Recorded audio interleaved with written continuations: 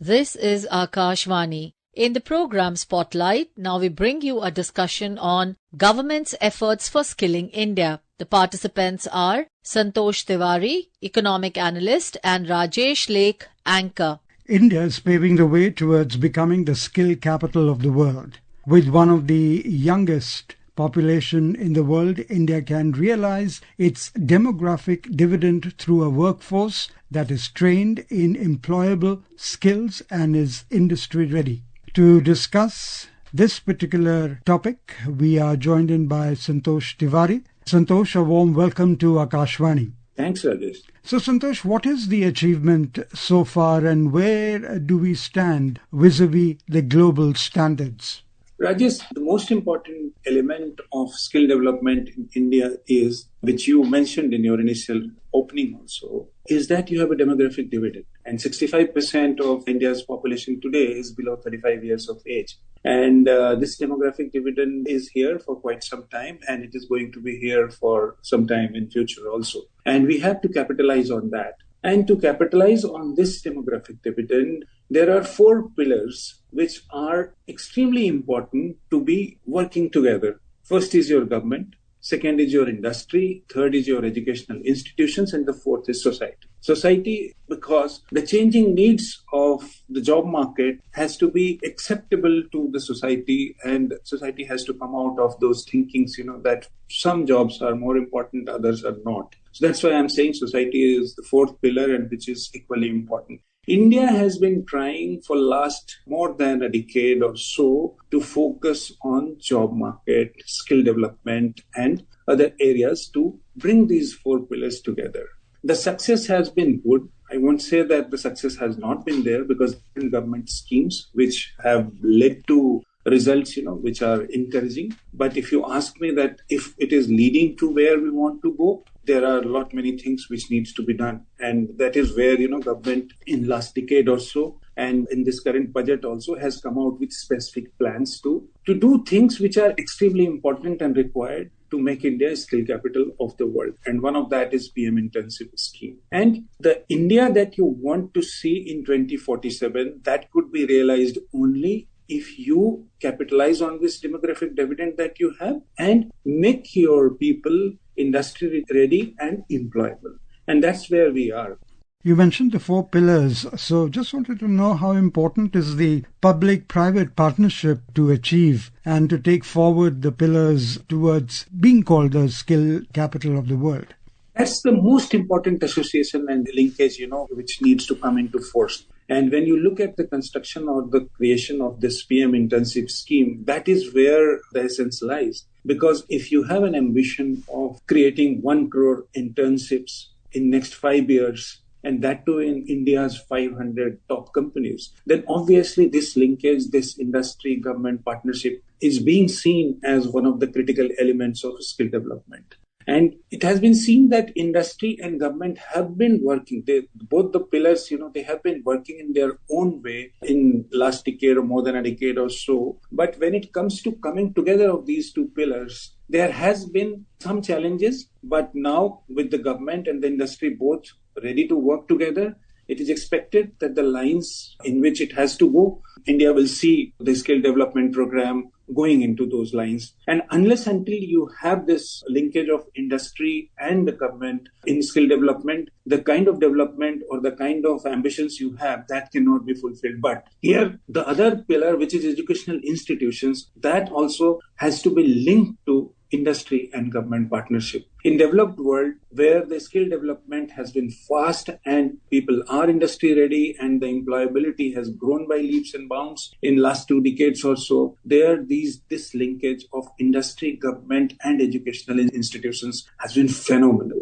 Research and development in educational institutions have happened, which have made people and given them skills which is of the next generation employment level, and that has led to their development in a fast manner. India also has to achieve that. So bringing in educational institutions also with this industry and government partnership is also equally critical, Rajesh. Okay. So one of the main initiatives aimed at skilling the youth which you briefly mentioned, is the Prime Minister's internship scheme. If you could elaborate on this internship scheme, how does it benefit the industry or the corporate offices where these young people will be interned? How is it benefiting the interns? How is it benefiting the industry? This whole scheme has been beautifully designed, and it is bringing in industry. As I said earlier, that this will be for 1 crore people, and for 2024-25, the government is targeting to bring in internship for 1.25 lakh people. And this would be in different companies which are getting identified. And the element of CSR which has been brought into this whole internship program is what will attract corporates to come into this scheme and further it. And there are benefits which will bring people and make them interested, the youth of this country, interested to join these internship programs. The requirements have not been kept very rigid or very demanding. Anybody can join. If you are 10th, 12th or graduate student, you can join the scheme. You can have a stipend, monthly stipend. You can do this internship in your selected programs or selected areas, which will make you employable, which will make your skills industry ready, and you will be trained for 1 year. And after 1 year, you will be getting proper jobs. Then you have insurance schemes also embedded into Prime Minister Internship Scheme. So this is a comprehensive scheme which has been designed, and the pilot scheme would be running soon because it has been launched on October 3. So in the first year, we will see how it goes and what are the changes which are required. But overall, in totality, if you look at the comprehensiveness of this program, it is bringing together your industry, as you said, industry and government to develop skills among your young people in a way which is transparent, which is taking people in a structured manner from one place to the next level with required skills which makes them industry ready. Okay, so as you mentioned, Santosh, this initiative will focus on enhancing employability through direct industry exposure and practical job experience by the training that they will receive from the industry. How important is this initiative towards 2047 when we look at Viksit Bharat? Rajesh, if India has to grow fast and fast enough to become a developed country in 2047, then Indians will have to be trained, skilled in those technologies, in those areas which will act as catalysts towards that kind of a growth. Whether it is artificial intelligence, data science, or quantum computing, or automation, or you take developments in gaming and animation, any of the new age technology areas, semiconductor, any of the new age technology areas, as I mentioned, you take. If Indians are not skilled enough or not skilled to basically push these kind of developments in India or support these kind of industries in India, you are not going to be going in the direction in which you are supposed to or you have targeted to. So development of skills in India is the most critical elements as far as becoming a developed country in 2047 is concerned. And that is why you would see so much of stress of the government in not only developing in India the new age technology industries, whether it is semiconductor, whether it is AI, or whether it is healthcare, animation, all those things you have been witnessing the focus government is giving on bringing these kind of industries, developing these kind of industries in India. But together, the government, the way it is focusing on the skill development which will support these industries is where the exact answers to whether you will be able to grow in a fast manner to become a developed country or not lies. Okay. The way things are moving, the way things are going, it seems that the government plan or the government initiatives with the help of industry are falling in place to get us a good result. So Santosh, another cornerstone of India's skill development efforts is the Indian Institute of Skills, IIS, and it is designed to cultivate an industry-ready workforce for the Industry 4.0. What does the Indian Institute of Skills offer? And if you could, elaborate on this, which was launched or rather inaugurated by Prime Minister Narendra Modi in Mumbai recently. As we were discussing, Rajesh, this Indian Skills Institute, if you see the focus areas or the focus industries, which would be targeted through this Indian Institute of Skills are factory automation, digital manufacturing, mechatronics, artificial intelligence, We were discussing this data analytics and additive manufacturing. And this is not limited to these 4 or 5 areas which I mentioned right now. Obviously, this kind of institute would be looking at all the new and emerging areas which would be coming in and which will be helping, as we discussed, the growth prospects that India has to achieve, or the growth that India has to achieve to become a developed country in 2047. Obviously, this would be a government institute, and here the development would be much faster as expected. But again, with these kind of initiatives of the government, the educational institutions also have to rise to this need and make their curriculum or change their curriculum and studies in such a way that those students who are coming out of the existing educational institutions, they are also industry ready, or their skill development is such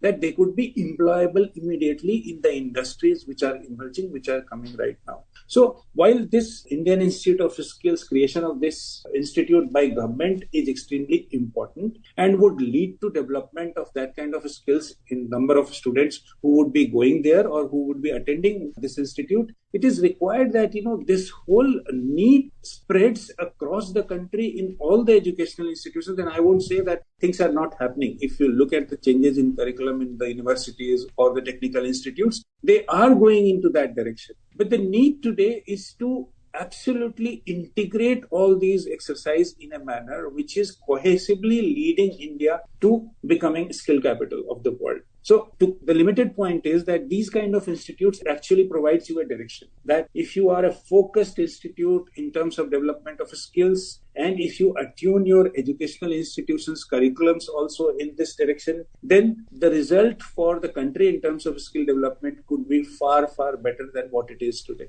Okay, point taken. And also the Ministry of Skill Development and Entrepreneurship, Santosh, has spearheaded multiple initiatives under the Skill India mission. So what are these key schemes under the Skill India mission? See, there are different schemes which are running under a Skills India mission. And, when you have a pyramid, so you have to run schemes for skill development at different levels of pyramids. And Skill India mission absolutely integrates schemes at different levels of pyramids, whether it is Pradhan Mantri Kaushal Vikas Yojana or Pradhan Mantri Kaushal Kendra's creation, to support market-ready products. Integration with general education is also, which we were discussing, is one of the key elements of Skill India mission. And hopefully, we will reach to that level, which will take India to where we want to. Then your Jan Shiksha Sansthan also, that is also part of the Skill India mission, and Pradhan Mantri Yuva Yojana. As I was telling you that, there are different levels of pyramids. So you are trying to capture under the Skill India mission all the levels, of pyramid. Then there are schemes related to skill in agriculture and knowledge awareness in different promotional areas which are related to rural areas. Then there are vocational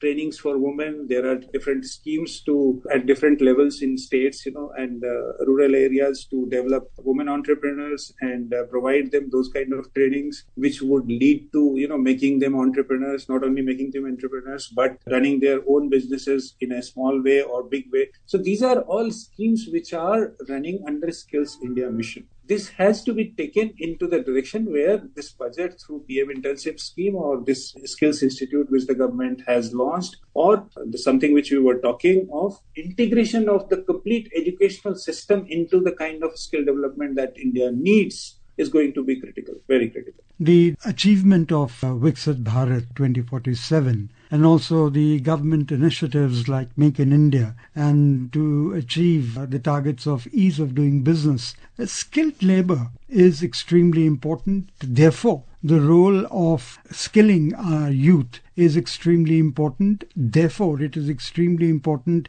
that the 4 pillars that you talked about should focus on empowering the workforce and skilling them now so that the future is bright. How right I am in this. Make in India, objective of Make in India, most important objectives of Make in India is basically making India a global manufacturing hub. And how will you make India a global manufacturing hub when India is not the skill capital of the world? Right. So these two schemes have to go hand in hand. The direction which the government has taken is exactly the direction in which India has to go. On that note, Santosh, we thank you very much for being with Akashvani.